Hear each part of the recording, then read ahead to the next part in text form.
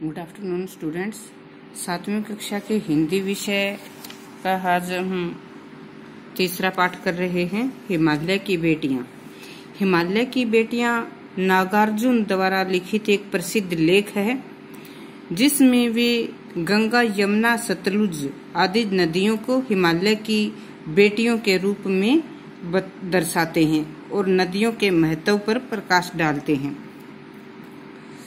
लेखक कहते हैं कि हिमालय से बहने वाली गंगा, यमुना और सतलुज नदियां दूर से शांत और गंभीर दिखाई देती हैं, लेकिन वे एक प्रतिष्ठित महिला की तरह प्रतीत होती हैं। संभ्रांत, प्रतिष्ठित, सम्मानित महिला की तरह प्रतीत होती हैं और उनके प्रति लेखक के मन में भी बहुत श्रद्धा और सम्मान का भाव है। लेखक को ये नदियां अपनी माँ, दादी, मौसी, मामी आदि की गोद की तरह लगती हैं कि जिस प्रकार से अपनी माँ के, दादी के, मौसी के, मामी आदि की गोद में जाकर जैसा स्नेह का भाव, वात्सल्य भाव अनुभव होता है, वैसा ही इन नदियों में डुबकी लगाने से भी उसी प्रकार का स्नेह और ममता भाव उन्हें अनुभव होता है। तो हिमालय की ये 3 बेटियां गंगा, यमुना और सतलुज उन्हें वात्सल्य और ममता से भरी हुई नजर आती हैं। तो कहते हैं कि हिमालय की गोद में ये जब अपना बचपन बिताती हैं, बहुत उछल कूद, पत्थरों के बीच से इठलाकर उछल कूद करती हुई मानो ये अपना बचपन बिताती हैं, और मैदानी भाग में जब वे पूरा अपना विराट रूप ले लेती हैं तो मानो वे अपने यौवन की अवस्था में होती हैं। तो इसी प्रकार से आगे लेखक कहते हैं कि ये मैदानी भाग में इस प्रकार से तेजी से प्रवाहित होती हैं, मानो कहीं किसी लक्ष्य की तरफ ये भागी जा रही हो, मानो इनको अपनी कोई मंजिल, कोई लक्ष्य प्राप्त करना हो। लेखक कहते हैं कि अपने परम पिता हिमालय के इतना विराट प्रेम पाकर भी क्या ये संतुष्ट नहीं हुई हैं? क्या ये अब भी किसी प्रेम की प्यासी रह गई हैं कि जो इस प्रकार से मानो किसी दूसरी दिशा की तरफ ये भागी जा रही हैं? लेखक कहते हैं कि जिस प्रकार से बच्चे खेल कूद करते हुए अपने नटखटपन में इधर उधर माता आंख मिचौनी करते हैं, इधर उधर छुप जाते हैं और माता पिता उनको ढूंढते हैं, उसी प्रकार से ये नदियां भी नटखटपन में अपने चीड़, चिनार, सफेदा, कैल आदि के पेड़ों के बीच से मानो छिपती हुई सी बहती हैं, और हिमालय पर्वत अपने नटखट बेटियों को ढूंढता रहता है, सिर ढूंढता है, मानो उनको ढूंढता है। आगे लेखक जिक्र करते हैं सिंधु और ब्रह्मपुत्र नदियां। सिंधु और ब्रह्मपुत्र ये भी हिमालय की ही 2 पुत्रियां हैं। तो इनके साथ साथ ही हिमालय की दूसरी पुत्री बेटी जो है रावी, सतलुज, व्यास, चेनावा, झेलम, काबुल, कपिशा, गंगा, यमुना, सरयू, गंडक, कोसी आदि के नाम भी जैसे ध्यान आ जाते हैं, क्योंकि ये सभी भी हिमालय की ही बेटियां हैं। कहते हैं कि इनका हिमालय से अलग होकर कोई अस्तित्व नहीं है, क्योंकि इनका जन्म ही हिमालय से हुआ है। हिमालय पर जमी हुई बर्फ जब गर्मियों में बूंद बूंद करके जो पिघलती है, तो उस बूंद बूंद पानी के इकट्ठे होने से ही ये 2 नदियां, महानदियों का जन्म होता है। और बाद में ये दोनों महानदियां किस प्रकार से हिमालय की विशाल चट्टानों के बीच इठलाती हुई खेल कूद करके अपना बचपन बिताती हैं, और मैदानी भाग में आकर जैसे समुद्र की तरफ तेजी से बहती हैं। तो नदियों का समुद्र में की तरफ जाना मानो कि लड़की का अपने पिता के घर से ससुराल में जाना, वैसा ही वर्णन यहाँ पर लेखक ने किया है कि मानो ये अपने पिता के घर से ससुराल जाती हैं, और समुद्र को हिमालय का दामाद मानो कि वो अपने ससुराल जाती हैं, और हिमालय अपनी इन बेटियों को जैसे अपने दामाद के हाथ में सौंप देता है।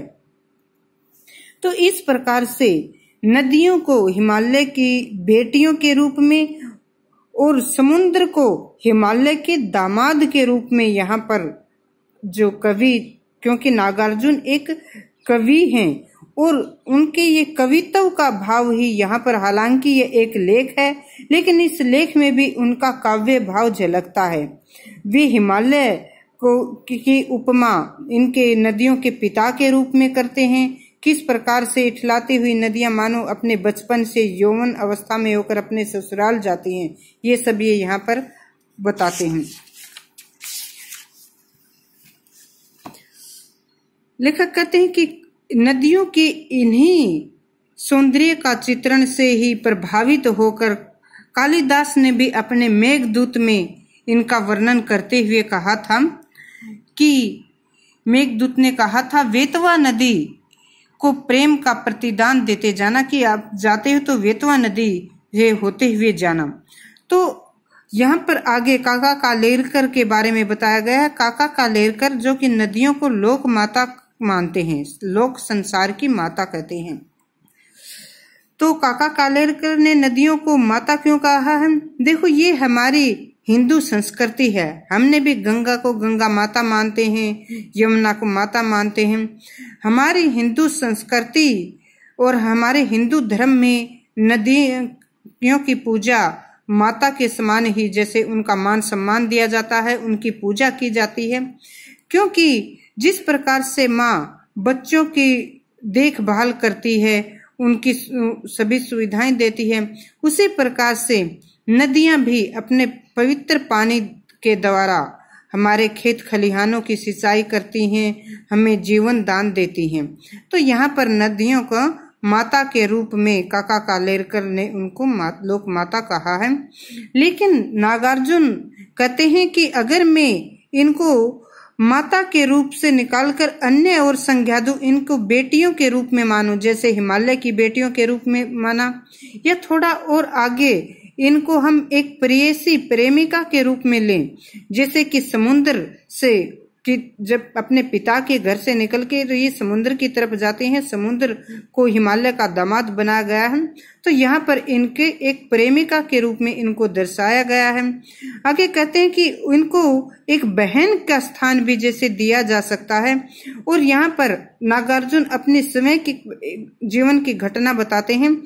देखो, नागार्जुन जो कवि हैं, इनको यात्री भी कहा जाता है, यात्री की संज्ञा भी इनको दी जाती है। यात्री क्यों कहा जाता है? कि यात्रा करने के बहुत ज्यादा शौकीन रहे हैं। इनका ज्यादातर जीवन जैसे घुमक्कड़ रहे हैं, घूमने में ही ज्यादा समय इन्होंने निकाला है। तो जब ये तिब्बत की यात्रा कर रहे थे, थकान हो गई थी, तो इन्होंने सतलुज नदी पर बैठकर स्नान किया और दोपहर का समय बिताया। तो जैसे वहां पर बैठकर सतलुज नदी से इनकी जो थकान दूर हुई, तो इनको लगा जैसे एक बहन ने भाई को जो सहारा दिया है, वैसा ही सहारा इन्होंने सतलुज नदी से अनुभव किया। और वहां पर उन्होंने, जैसे मैंने बताया कि एक कवि हैं, तो उसके ऊपर एक कविता बनाई, जय हो सतलुज बहन तुम्हारी, लीला अचरज बहन तुम्हारी।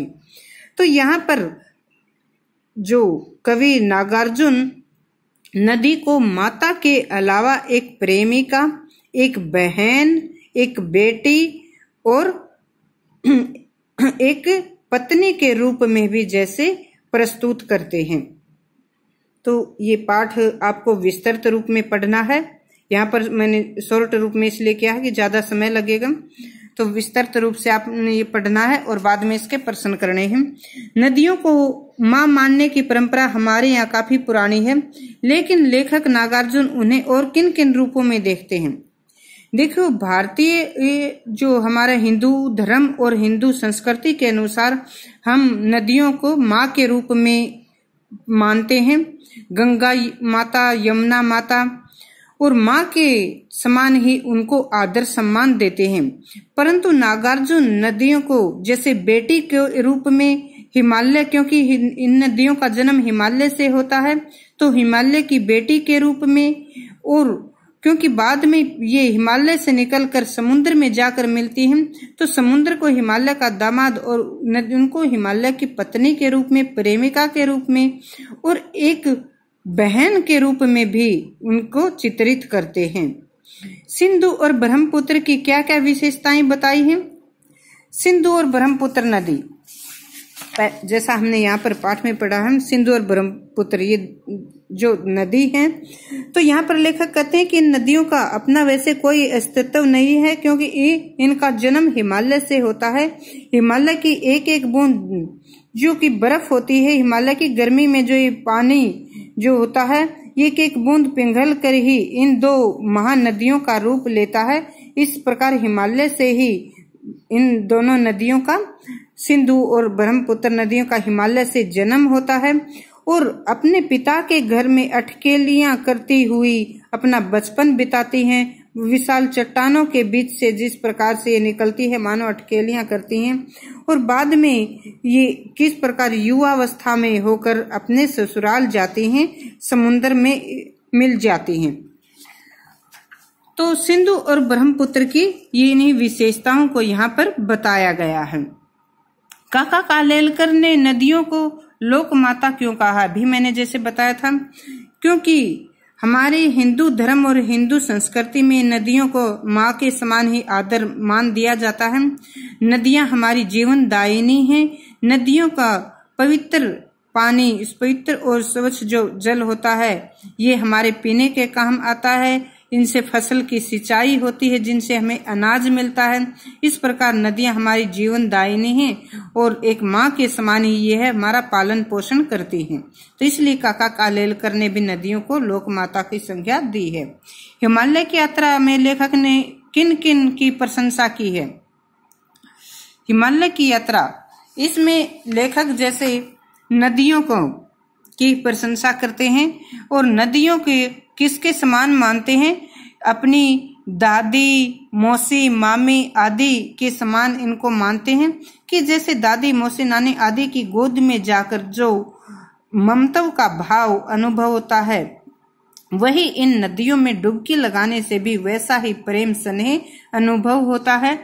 आगे कि वे बताते हैं कि किस प्रकार से ये अपने पिता हिमालय के घर में कैसे अटकेलियां करती हुई, पेड़ों के बीच से कैसे लुका छिपी करती हुई, और फिर युवावस्था में मैदानी भागों में बड़ी ही तीव्र वेग से ये समुद्र में जाकर मिल जाती हैं, अर्थात अपने ससुराल पहुंच जाती हैं। तो यहाँ पर लेखक ने इसी प्रकार से नदियों का गुणगान किया है।